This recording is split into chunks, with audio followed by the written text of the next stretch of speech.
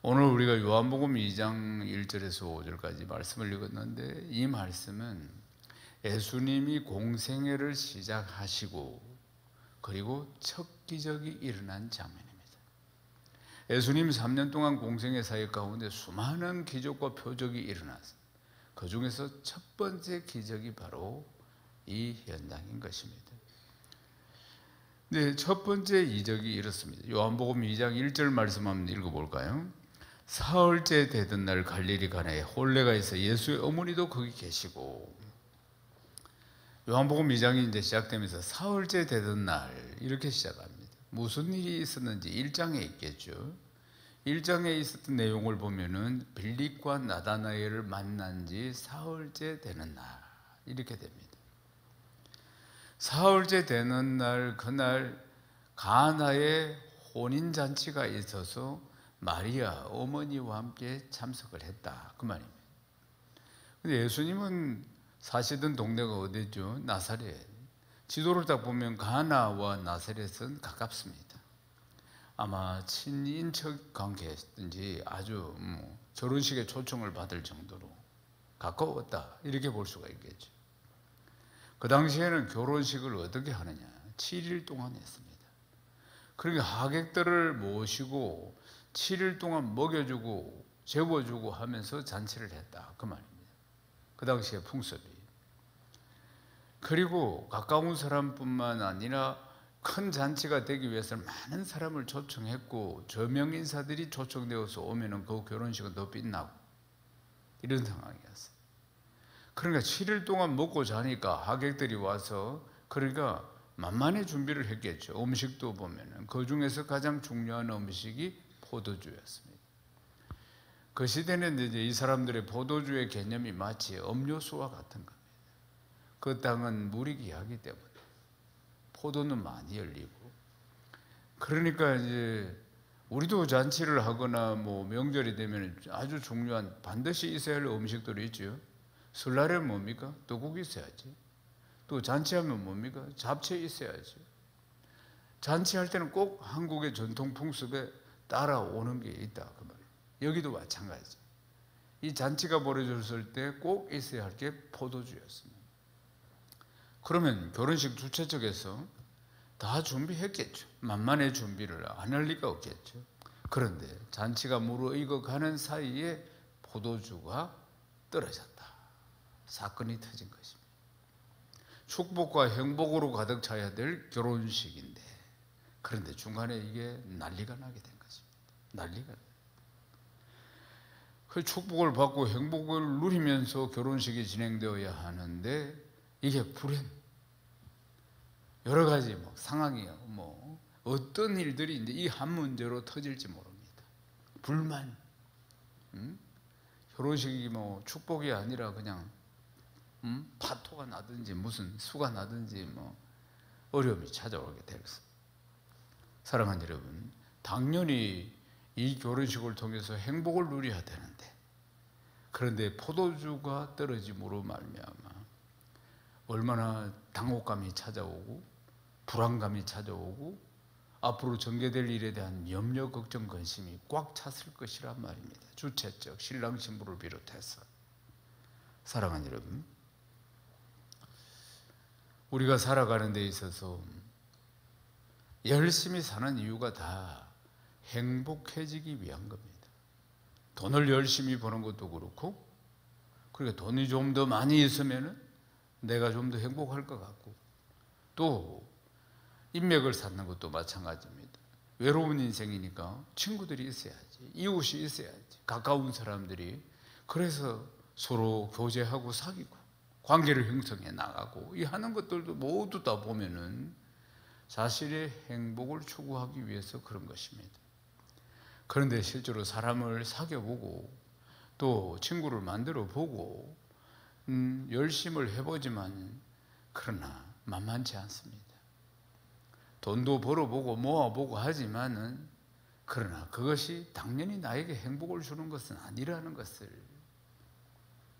우리가 살면서 경험하게 된다, 그 말입니다. 사랑하는 여러분, 이 오늘 말씀의 현장도 역시 마찬가지입니다. 지금 현재 가장 중요한 문제가 일어났습니다. 문제가 터진 거예요. 근데 말씀을 보면은 예수님의 어머니 마리아가 포도주가 떨어졌다는 사실을 빨리 알아냈습니다. 요한복음 2장 3절을 읽어보십시오. 포도주가 떨어진지라 예수의 어머니가 예수에게 이르되 저들에게 포도주가 없다 하니. 아멘. 그러면 손님으로 왔는데 어떻게 알았을까? 아무도 모르고 있는데.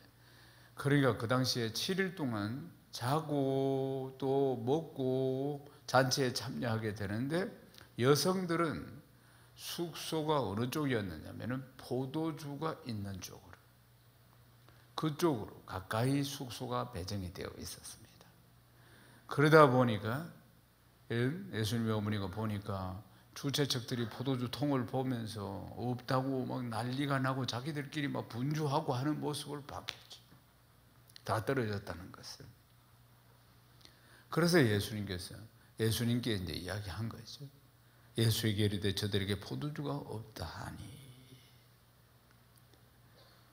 많은 사람들은 문제를 해결할 방법을 잘 모릅니다. 자기 인생에 문제가 터지면 문제가 없는 인생이 어디 있겠어요? 언제나 문제가 우리를 기다리고 있습니다. 오늘 저녁에도 우리 인생에 무슨 문제가 생길지 모르지. 내일은 또 무슨 일이 생길지도 모르는 거예요. 정말 드라마 같은 이야기들이, 그게 드라마인 줄 알았는데, 그게 소설인 줄 알았는데, 그런데 내 삶 가운데 나타나는 기가 막힌 일들이 일어난다 이 말이지. 우리 인생이 말이에요. 그럼 사람들은 그 문제를 해결하기 위해서 돈이면 돈, 아니면 인맥이면 인맥, 아니면 자기가 가지고 있는 실력이면 실력, 이런 걸 총동원해서 자기의 인생의 문제를 해결하고 행복을 찾으려고 하지. 그런데 진정한 방법을 알지 못하는 것입니다. 정말 그 문제를 해결하는 방법을 잘 모르는 거예요. 요한복음 5장 7절 말씀을 읽어보십시다. 병자가 대답하되 주여 물이 움직일 때 나를 못에 넣어주는 사람이 없어 내가 가는 동안에 다른 사람이 먼저 내려가나이다. 이 배경은 베데스다 연못이라는 곳입니다. 예루살렘에 가면 베데스다 연못이 있습니다. 좀 큰 연못입니다. 그런데 전설이 천사가 한 번씩 내려와서 물을 동일 때 그때 제일 먼저 들어가는 환자는 무슨 병이든지 고침받는 겁니다.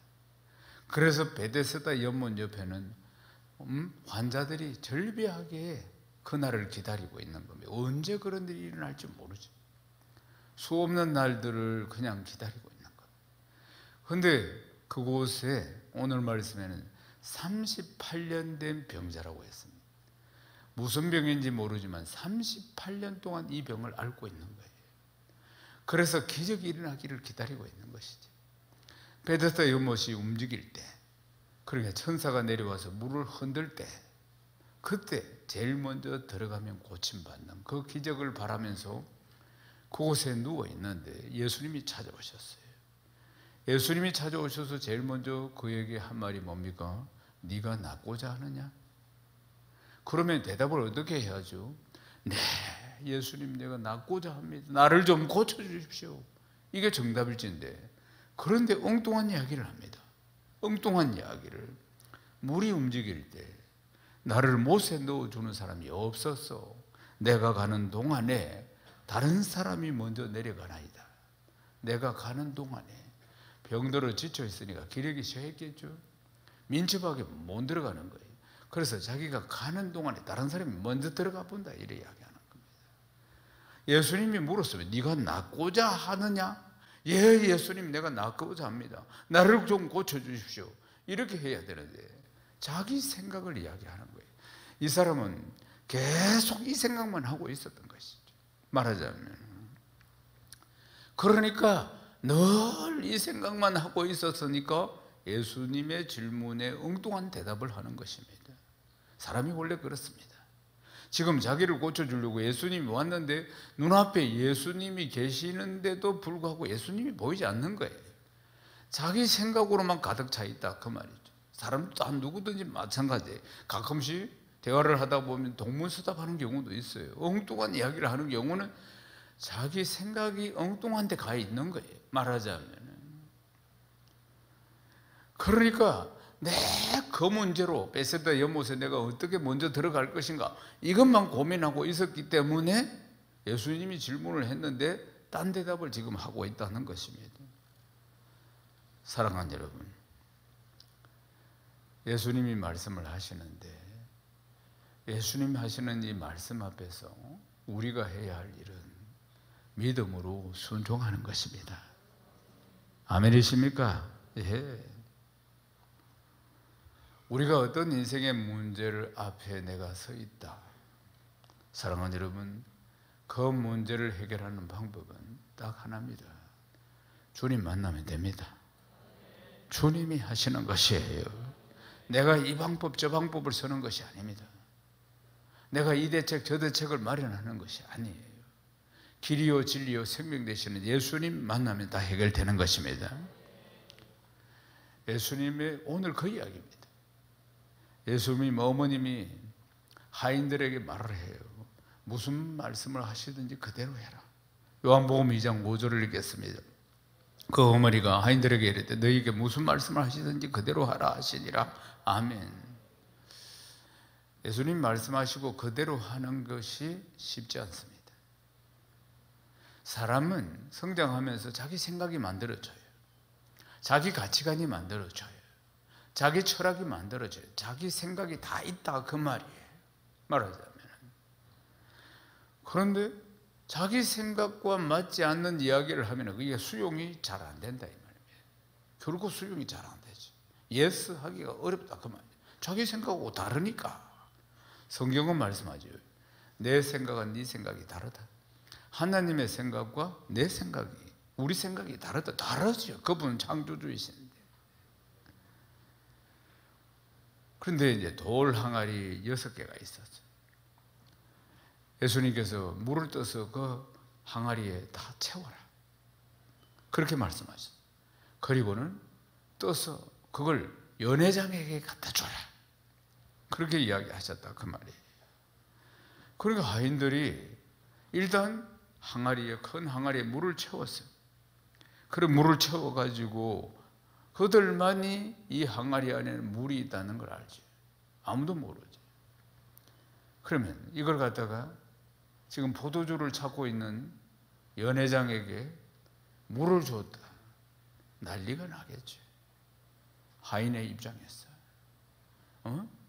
뭐 아주 벌을 받든지 뭐 무슨 놀린다고 하여튼 뭐 큰일 나겠지. 말하자면 연회장 엉망정창이 될 수가 있겠죠, 말하자면.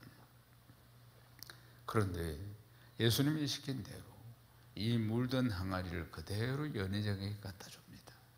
그래서 연회장이 부어서 마셔보더만 그때 포도주로 딱 변하는 거예요. 와, 너무 좋은 포도주다. 보통 사람들은 잔치가 익어가면은 안 좋은 걸 내놓는데, 그런데 더 좋은 걸 가져왔다고 칭찬하는 모습을 볼 수가 있습니다. 사랑하는 여러분, 이 사실이 단순한 사실이 아닙니다. 왜냐하면 이게 순종인데 이렇게 순종하기가 어렵다, 이 말입니다. 결코 말이에요. 자기 생각을 내려놓는 게 어렵다, 이 말입니다. 그러니까 순종이라는 것이 하나님 말씀 앞에 이해가 안 돼도 순종하고 유익이 없어도 순종해야 하는 것입니다. 아멘이십니까? 순종은 훈련 끝에 만들어집니다. 작은 일에 순종하는 사람이 점점 그 순종이 쌓여서 큰 일에도 순종하게 되고, 반대로 작은 일에 불순종하는 사람은 점점 쌓여서 큰 일에도 불순종하는 사람이 되는 것입니다. 우리가 양육을 받습니다. 양육을 받는 게 순종의 훈련입니다. 작은 일부터 순종하는 것을 훈련하는 것입니다. 그래서 나중에 큰 일도 순종할 수 있는 믿음의 일꾼이 되는 것이죠.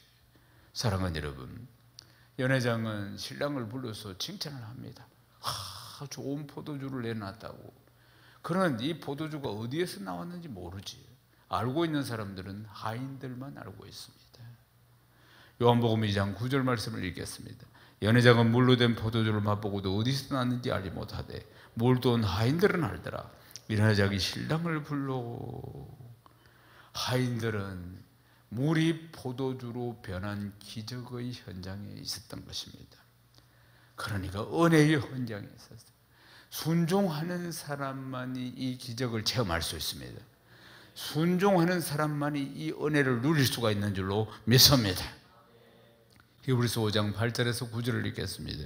그가 아들이시면서 받으신 고난으로 순종함을 배워서 온전하게 되셨으니 자기에게 순종하는 모든 자에게 영원한 구원의 권한이 되시고. 예수님은 하늘 보좌를 버리고 이 땅에 오셔서 우리 죄를 담당하시기 위해서 그 모진 십자가를 지셨습니다. 하나님 아버지의 말씀 앞에 순종하는 모습을, 죽기까지 순종하는 모습을 우리에게 보여주시면서 순종의 도가 이런 것이라고 말씀하시는 것입니다. 사랑하는 여러분, 우리가 주님을 본받아, 특별히 주님의 순종의 도를 본받아 달려가야 할 줄로 믿습니다. 이 잔치 자리에 이제 포도주로 가득 채워졌습니다. 아차하는 순간에 축복을 받아야 되고 행복을 누려야 할 시간에 오히려 불행들이, 어려움이, 아주 난감한 일들이 생길 뻔한 이 자리에 행복으로 다시 가득 채워지는 아름다운 모습을 보게 됩니다. 사랑하는 여러분, 우리가 여기에서 이 말씀을 잘 봐야 합니다. 이 문제가 어떻게 해결이 되었는가? 그러니까 이 문제가 어떻게 해결되었습니까? 포도주를 가져와서 어디서 수배해가 포도주를 사왔어. 포도주가 떨어졌으니까 포도주를 사와서 어디서 구해서 그래가 이 문제가 해결됩니까? 아닙니다. 사랑하는 여러분, 포도주가 아닙니다. 주 예수 그리스도. 아멘이십니까? 주님이 모든 문제를 해결하신 것 아니겠습니까? 우리 인생의 문제를 만났을 때도 역시 마찬가지입니다.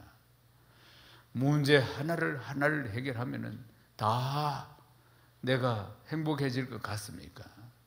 문제 뒤에 또 문제가 있고 문제 뒤에 또 문제가 있는 것 아니겠습니까? 요한복음 4장 15절 한번 읽어보십시다.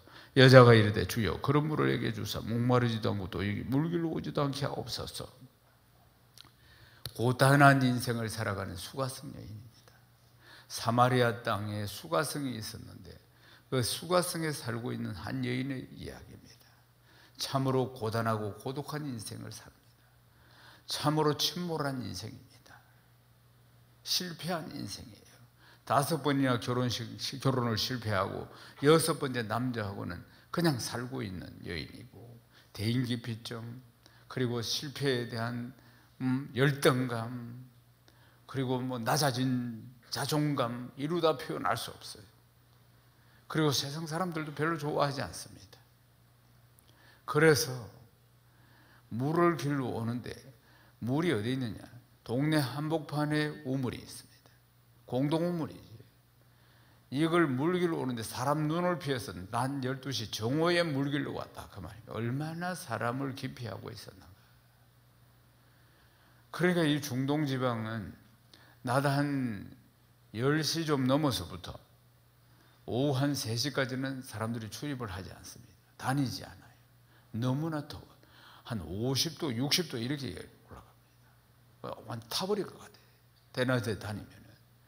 그러니까 아침 일찍 일어나서 일하거나 저녁 늦게까지 하거나 그렇게 하고 그 시간을 오침을 가집니다. 오침. 그런데 이 여인이 정오에 물동이를 들고 물을 길러 왔다 이 말입니다. 사람들을 피해서 실패한 인생이기 때문에 손가락질하는 인생이고 뒤에서 딴소리 듣는 인생이니까. 그런데 예수님이 기다리고 있었습니다. 이 여인을 구원하기 위해서. 그리고 예수님이 여인을 향해서 물을 좀 달라. 그러니까 이제 그때부터 대화가 시작되었어요. 내가 주는 물을 다시는 목마르지 아니하리라. 그런 물이 있으면 주십시오. 사랑하는 여러분, 보십시오. 이 여인이 낮 12시에 그 힘든 물을 길러 옵니다. 그러면 물 문제를 해결해 주면 이 여인의 인생의 문제 해결됩니까? 아닙니다. 이 여인이 지금 물 길러 오는 문제 해결되면 인생의 문제가 해결됩니까? 아니라 이 말입니다. 사랑하는 여러분, 이 여인이 누구를 만납니까? 길이요 진리요 생명이 되시는 예수님을 만납니다.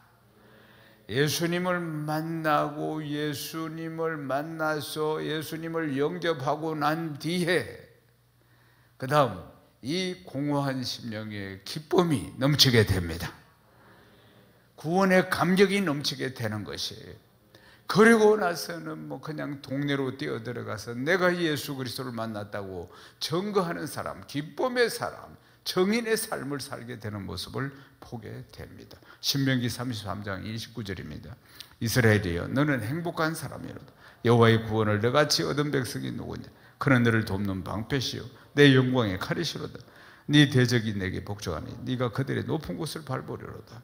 사랑하는 여러분, 구원받은 백성 우리를 향해서 무엇이라고 말씀합니까? 너는 행복한 사람이다. 아멘이십니까? 우리가 행복한 사람입니다. 아멘이십니까? 사랑하는 여러분, 우리를 향해서 너는 행복한 사람이라고 하지 않습니까? 오늘 행복을 잃어버린 시대를 살고 있습니다. 행복이 아니라 오히려 불안한 시대, 코로나로 인해서 여러 가지로 사람들 마음 안에 숨어있는 불안들이 많이 있습니다. 마스크 하나 벗지도 못하고 있지 않습니까? 그리고 이전보다도 훨씬 스트레스가 많아졌습니다. 최근에 5년 동안 한국의 우울증 환자가 꾸준히 증가했음을 그래프를 통해서 볼 수가 있습니다. 2017년부터 2021년까지의 그래프입니다. 최근 5년 동안, 그러니까 우울증 환자가 급증하면서 작년에 우울증 환자가 800만 명이 넘었다는 것입니다.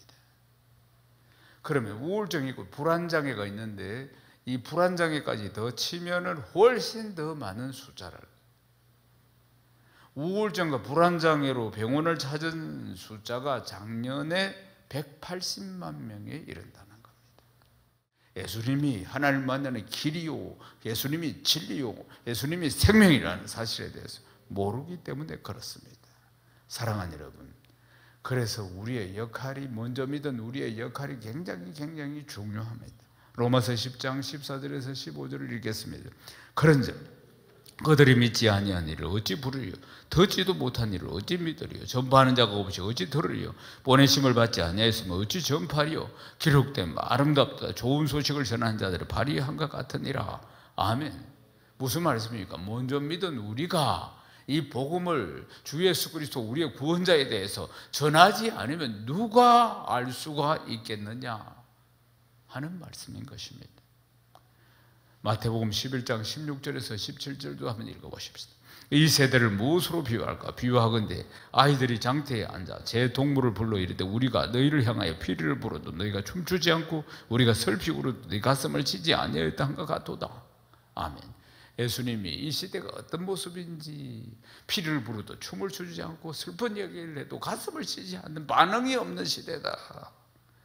사랑하는 여러분, 오늘 이 시대도 똑같습니다. 코로나 때문에 전국에 있는 교회들이 복음을 못 전했습니다.